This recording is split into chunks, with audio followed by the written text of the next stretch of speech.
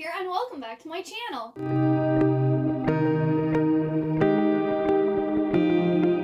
Today I'm going to be talking about the 13 most disappointing books that I read in 2021. So this doesn't necessarily mean that it's a bad book. Some of them are. I do have 1 star, 5 2 stars, and then the rest are 3 stars that I just expected more from. So that's why they're on the list. Not because the 3 stars are necessarily bad. They just didn't live up to my expectations. Like, I was expecting these books to be like 4 or 5 stars, and they are like 3 stars. So they disappointed me. My video that has my top 13 favorite books of the year is already up. So if you'd like to go and watch a more positive video, that I will link up in the corner here. But if you want to know what books disappointed me, which books maybe I don't recommend you read, stay tuned and let's get started. So the 1 star that is on my list this year, or on my list for 2021, was The Girl Who Became the Sun by Shelley Parker Chan. This book I was so excited for. I was so hyped. I couldn't wait for it to come out. It was like pitched as a Mulan retelling, and it sounded amazing, and it was the worst book I read this year, maybe in my entire life. And, you know, a big part of that, I think, is military fantasy isn't for me. If you've read The Poppy War, which I'm not going to, because a lot of people were comparing She Who Became the Sun to The Poppy War, and they were talking about how, like, gruesome and dark and, like, triggering it is. Well, I didn't read The Poppy War previously, but this one was, you know, pitched as a Mulan retelling, so I was like, oh, I'll give this one a try. No, military fantasy is not for me. First thing, the writing, in my opinion, wasn't that good. It didn't draw me in. I was having to sometimes reread sentences because I don't know, the way it was worded was a little confusing for me. So that right off the bat kind of annoyed me. But I was like, I'll look over that. And then we have, like, our 2 main characters. We have the girl who decides to become her brother after him and her dad die. And she's basically left alone with no one to take care of her during this famine. So her brother had been prophesied to have a great destiny. He was going to be someone great, and then he died. So she went and took his name and made people think that she's a boy, and she goes to this monastery, and she excels there. And I was rooting for her. I was rooting for her hardcore for like 3/4 of the book. Same thing with our other character, who's a eunuch. One of his relatives, like, betrayed the Khagan, so him and his whole family, like, everyone within so many generations was supposed to be murdered. Well, the guy who was in charge of the area where he lived at decided to spare him and just made him a eunuch. So, and he's kind of like, eunuchs are kind of like looked down upon. Not only that, but he's from a trader's family. And so, like, the way he was being picked on and, like, looked down upon and everything, it spoke to me too, and I felt really bad for him too. So 3/4 of the book, I'm rooting for these people. I'm hoping that they excel, that things good happen, and then we hit the 3/4 of the book, and it's all downhill from there. Like, I was not rooting for them anymore. They are not nice people.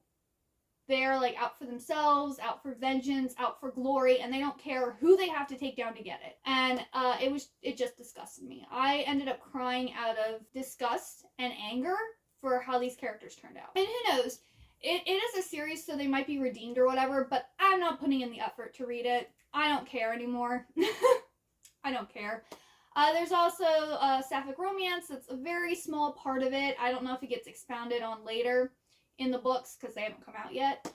But yeah, I don't recommend this book. It's not a Mulan retelling like it was marketed as. The only thing that it has is that the girl pretends to be her brother.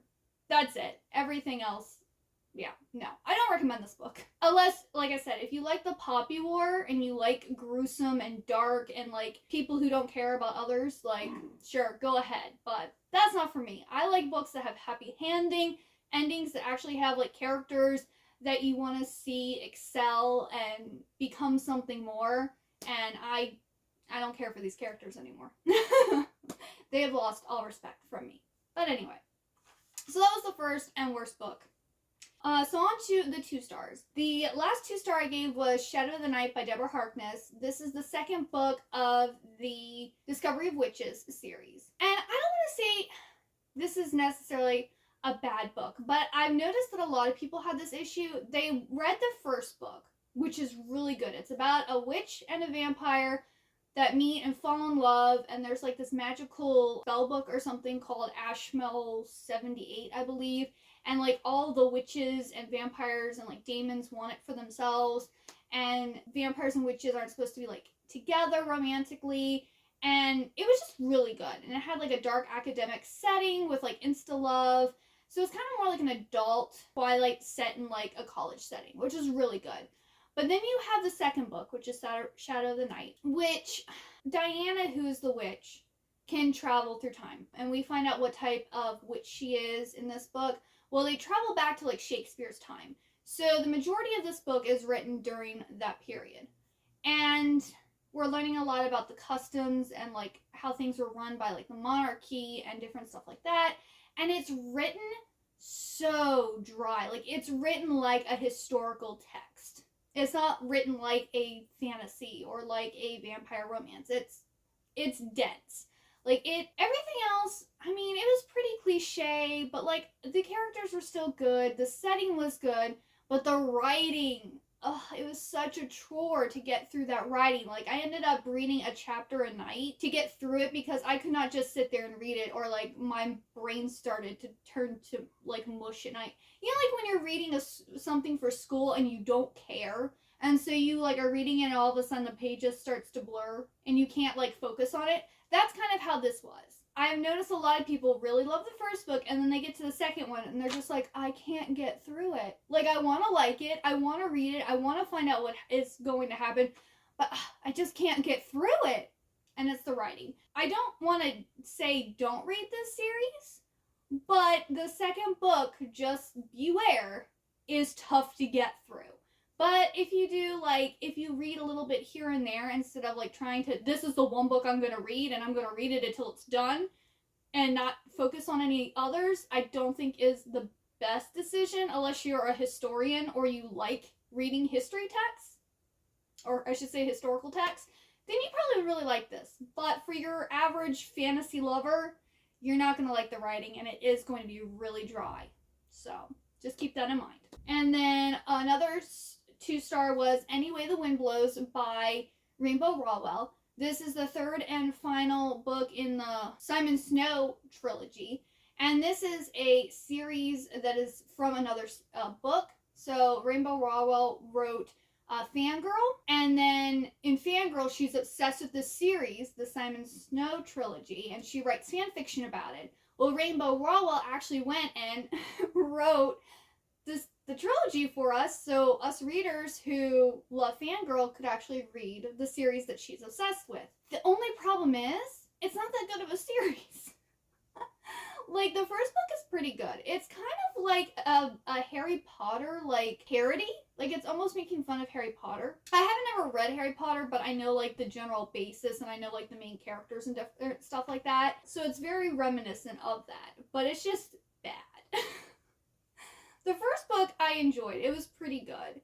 But then the second book kind of, I don't know, it was kind of pointless in my opinion, and it went like really, I don't know, it was just stupid. And then this third book, it was very cringy. Like, Simon and Basil, Simon's, well, he was a wizard, and now he's not. He was like the prophesized one who was going to save like the wizard world or whatever, and then he lost all his powers, and now he's like part dragon, which, spoiler, anyway. And then Basil is a vampire, and they like were enemies at first, but they're actually in love, so it's boys love. And like the romantic scenes in this were just so cringy. I'm like, I didn't really know what they were doing, and I was just kind of skimming through because I'm like, I don't know what's going on here. It was very weird. And then like the main bad guy in this book was also really cringy. And I don't know, the whole book was cringe. And I was just like, this is horrible. And then like the big reveal at the end, I thought we had already been told the reveal. Like, or maybe it's more of like a duh moment. I don't know. The whole book was just, I did read through it very quickly. The writing, it's fast paced. It was quick to get through. A lot of stuff does happen. It was just cringy. So I wouldn't recommend the series, in my opinion. It's not worth it. Like, I'm probably gonna keep it just because I love Rainbow Rowell and I love Fangirl, so I'm just gonna have it in my collection as like part of like a Rainbow Rowell section. I'll have all of her books there, but I'm never gonna read it again, and I don't recommend it either, so yeah. Then Fire with Fire by Destiny Soria. This was a book that I got in Fair Loot. I was not planning on reading this. It wasn't on my radar at all, but I was just like, you know, why not? They were doing the Fairy Loot read-along, so I was like, sure, why not? I'll do it. It wasn't worth it. This is about two sisters. They're part of this, like, dragon hunter family, and the older sister is very, like, she wants to be a dragon hunter. Like, this is her, like, mission in life. This is what she wants to do. But her younger sister, like, outshines her, and she feels like her younger sister doesn't try, and that she's just naturally good at it, and that her parents like her younger sister more, and different stuff like this. So there's this kind of, like, sibling rivalry going on, and then the younger sister ends up creating, like, a bond with a dragon, and she has her, like, friend her best friend, who's a girl, she kissed her back in, like, middle school or something like that, and then her friend moved away, and now she's back, so, like, there's, like, this awkward situation going on. But then she also likes this guy that's part of, like, this witch group that are wanting to, like, recruit their younger sister, and they, like, don't like dragons, and they want to kill them all. But the reasoning for it doesn't really make any sense, and the bad guy is, like, really lame. And, like, it was just, the whole book was stupid, and the romance that was in it just was used as a plot device, and yeah, I was just like, wow, I read that. Cool. Like, it had potential. There were things there. It could have been a great book, but it fell flat on all notes. I was like, good idea, bad execution, bad characters. Just, yeah, the idea was the only good thing. That's why I didn't get a 1 star, because it could have been something great, but it wasn't. So I don't recommend this book either. I'm sorry if you liked it, but that's my opinion. Like, it was just not good. Then we have Sovereign by Tosca and Ted Dekker. This is the 3rd and final book in, it's a trilogy. It's like a Christian science fiction series. And I love Ted Dekker. Like, he usually does, like, psychological thrillers that have, like, a moral, like, lesson to them. So he writes a lot of Christian thrillers. And I love his books. This is the first trilogy that I've read that he wrote with someone else. He wrote a book with his daughter, and that was actually good too.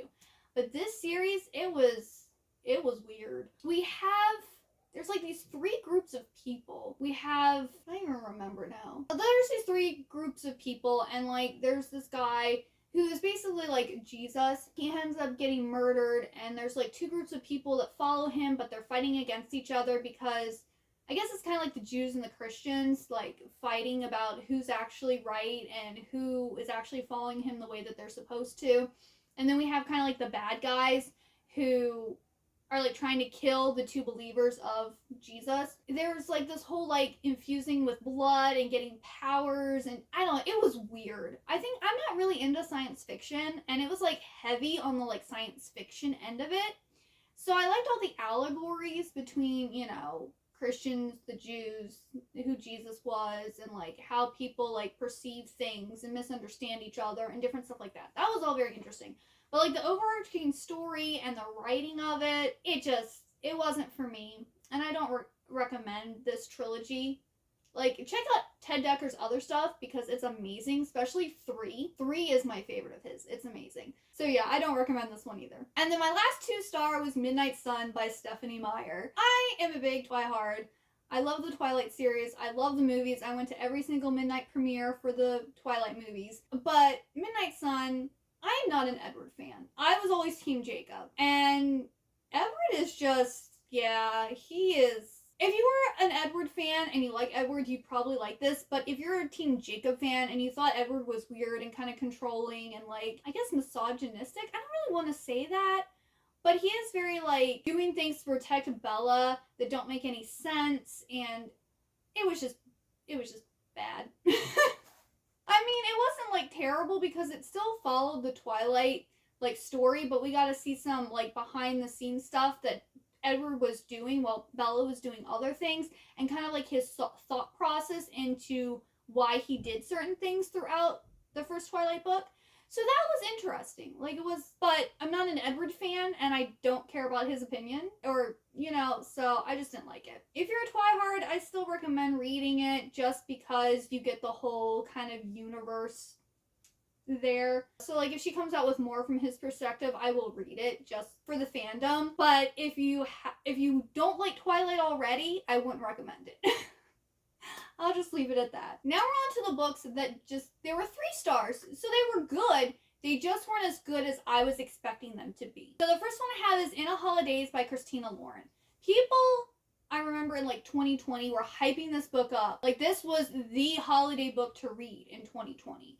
And because everyone was hyping it up so much, it was like, I bought it, but I didn't get it in time for like December. It came in January. So I was like, okay, I'll hold off and I'll read it in 2021. I was watching, videos again with people recommending Christmas books to read, and everyone was still recommending this book. So I was really excited. I'm like, oh, this is going to be a great holiday read. It's going to be a great romance. And it wasn't. Like, it was a quick read. It was enjoyable. The characters were kind of meh. Like, I didn't really care about any of the characters. The whole, like, romance was, I don't know, it wasn't that good either. And, like, the whole, like, conflict that arose was really petty and didn't make any sense. And I was just like, the guy was the one who was upset about what was going on. And I'm like, really? You're upset about that? Okay. And it wasn't really that hot and steamy either. So we have this girl, well, I should say I think it's like 3 families, get together every July 4th and every Christmas week. And they hang out at this cabin that one of the family owns. And they've done this, like, every single year for eons. Well, one of the girls has a crush on this guy. Well, he has a younger brother, and everyone assumed that she and the younger brother were eventually going to get together one day. And, it's almost like expected that they get together. Well, they're drinking, and she ends up kissing the younger brother. And then she regrets it because she doesn't enjoy it. And she realizes that she doesn't like him, and they're not supposed to be together. So as they're heading back home, her and her family are heading back home, they end up in a car accident, and she wakes up on the plane at the beginning of the week. So she has to relive this week, I think it's like 3 or 4 times, until she's on track to, like, I guess, do the week right or whatever. So it's like a Groundhog Day situation, but it wasn't that good. I was just like, when I was done, I was like, okay, I read it. Like, there were parts that made me laugh. There were parts that I was like, oh. But overall, it wasn't that good. Then I read If We Were Villains by M.L. Rio. People are always hyping this up as, like, the Secret History and then, like, this are, like, the dark academia books to read. And I know several of the booktubers that I watch are like, oh, this book is amazing. It's incredible. It's one of my favorites. And I was like, okay, cool. So I read this around Halloween time. It was predictable. Like, I pretty much guessed who was going to die and who was going to be murdered and who was going to murder them, like, super quick. There was a few times where I was like, well, maybe that person could have done it. Now, I didn't know how they were going to do it, but I definitely knew who was getting killed, like, within the first couple of chapters. And then the person who did it, I was like, I'm pretty sure it's that person. And there was, like, at one point, as we're getting closer to the murder, I was like, well, it could have been that person, but I'm still leaning towards the other person. So it was, like, really predictable. The writing wasn't amazing. It didn't keep me on the edge of my seat wanting to know what was going to happen. I was just waiting for this dude to get murdered. You know what I'm saying? Because I knew it was coming. I knew it was going to happen. It was just overhyped, in my opinion, and it just wasn't that good. So this is about this group of, like, upperclassmen at this Shakespearean college where all they do is Shakespeare plays. And you get to know, like, these characters and, like, how they kind of work with each other, and they quote Shakespeare a lot. And one of them gets murdered, and one of them murders them. But this other guy, like, admits to the murder, and he's been in jail, I think, for 10 years now or something. And this detective has retired who was on the case, and he goes, I know you didn't do it. Why did you confess, and who really did it? So it's him telling the story about everything that happened. And it was just, I mean, I enjoyed parts of it. Again, that's why I got a 3-star. But overall, it was just overhyped, in my opinion. Then we have Disenchanted by Brianna Sugalski. I don't want to say this one was overhyped or I expected more from it. This is about a princess who is able to speak to supernatural creatures. So she can speak to fairies, trolls, vampires, when normal people can't.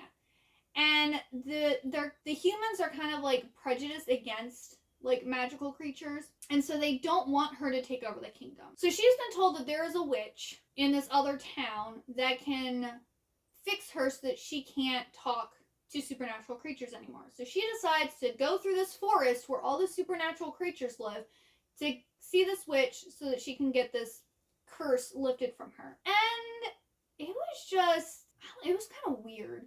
So she goes and she ends up meeting this vampire guy who, like, in a lot of books, when a girl falls in love with a vampire, he's, like, trying to be good. He's trying to, like, fight against his urges. He's, drinking animal blood or, trying to be better and is upset with the fact that he's a vampire. No. In this one, he does killing. He drinks human blood. He's not necessarily a good person. Like, he does listen to her, but then she's also given him permission to kill people in this book, too. So that, I mean, if you're looking for, like, a twist on a vampire romance, I guess, hey, cool, go for it. And then you have the prince that she's supposed to marry, who's out looking for her, and at one point he almost rapes her, because he's like, hey, we're gonna be married anyway. I saved you. Come on, give me something. So, and it's just like, you didn't really save me, because she was with the vampire guy that she's starting to have a thing for. Then this whole thing is orchestrated because someone else is wanting the prince, or the guy that she's going to marry, to take over, so they want her to get ousted, so they do something.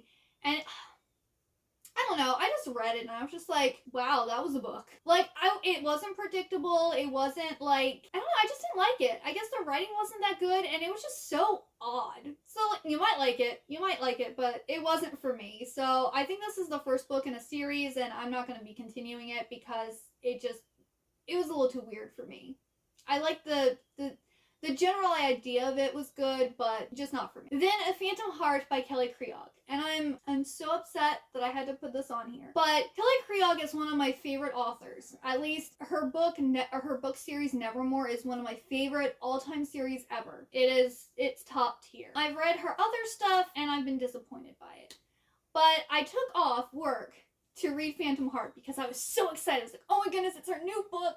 Like, she wrote Nicholas Claw's Ghost of Christmas Past, which I also read this year, in between, like, the end of Nevermore and this book, but I think that one was self-published, where this one actually got published. It had been 5 years since she had actually gotten a book published in a bookstore, and so I was super excited. I was super pumped, because it's kind of like a Phantom of the Opera retelling, so, I was so excited.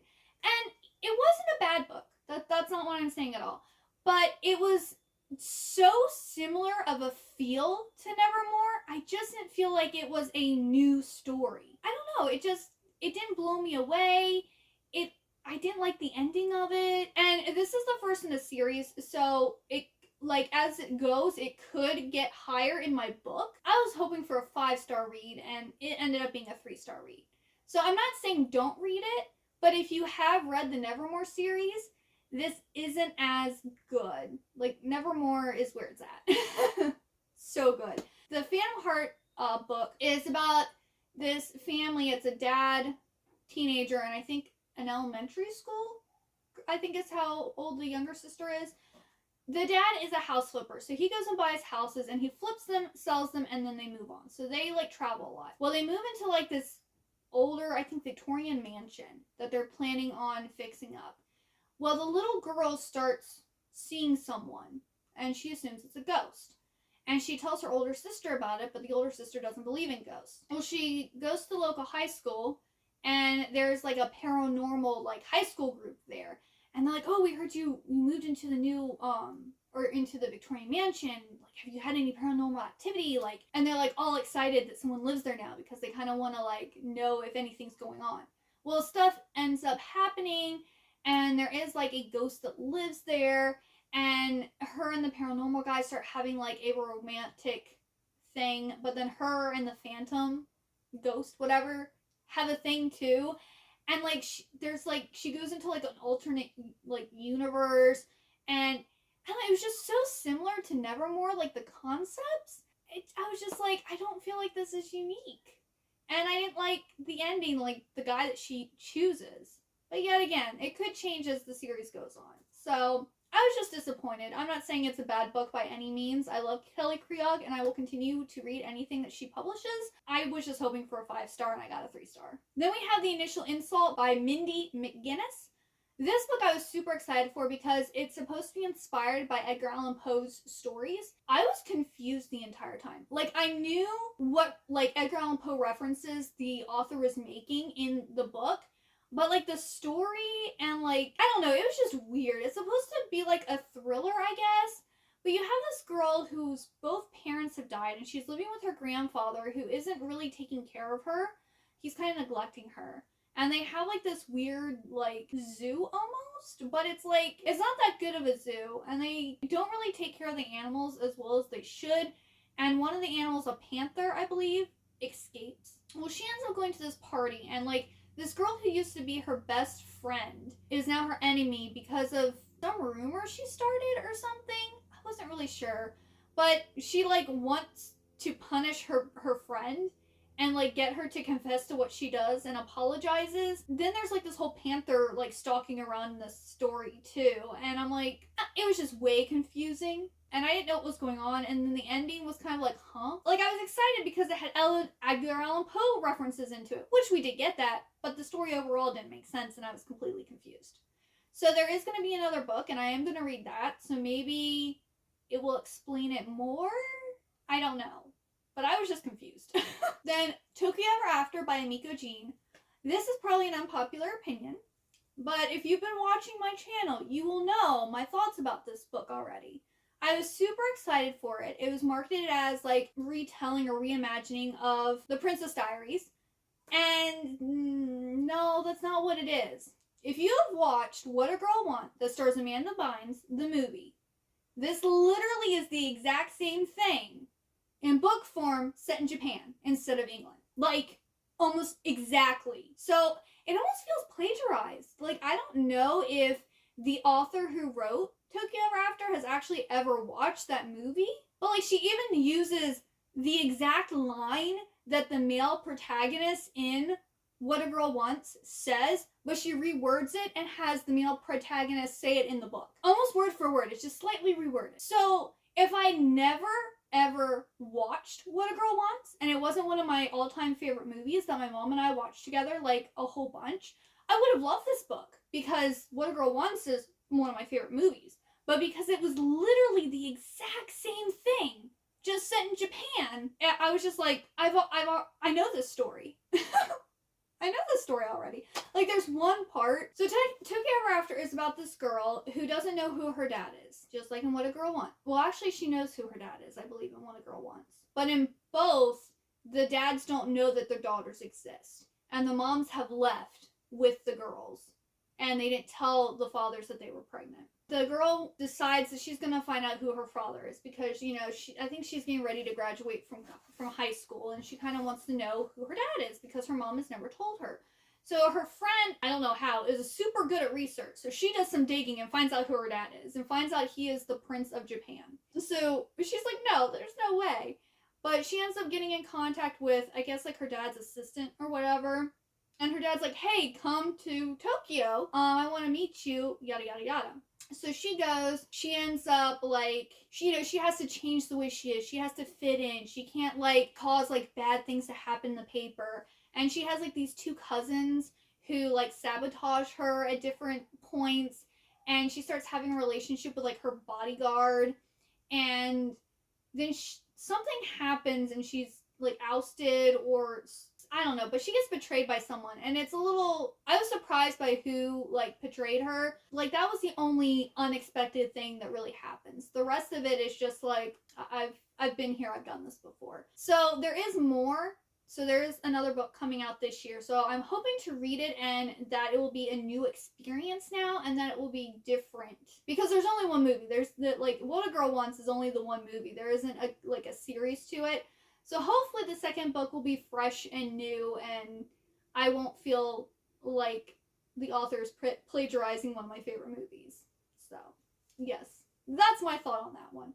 But it did get a 3-star because it is a good story. It was an enjoyable book, but I just feel like they took a little too much from that movie. Alright, and the last book is The Hunter and the Mage by Caitlyn Davis.